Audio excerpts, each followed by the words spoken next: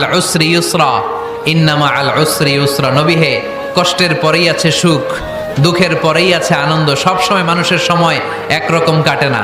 এজন্য আমরা তাওয়াক্কুল করতে চাই একজনের উপর, তিনি কে?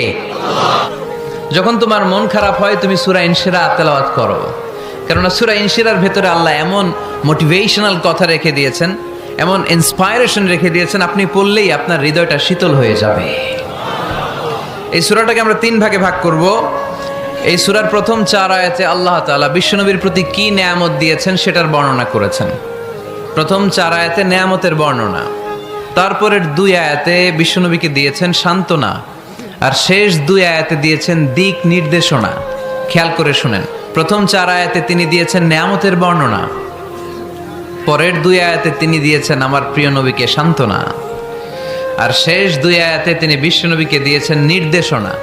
দেখি মনে রাখতে পেরেছেন কিনা? প্রথম 4 আয়াতে নেয়ামতের বর্ণনা, পরের 2 আয়াতে সান্ত্বনা, শেষ 2 আয়াতে দিক নির্দেশনা। তার মানে প্রথম 4 আয়াতে মার্সি এন্ড দ্য বাউন্টিজ, পরের 2 আয়াতে condolence and consolation, and finally শেষ 2 আয়াতে গাইডলাইন।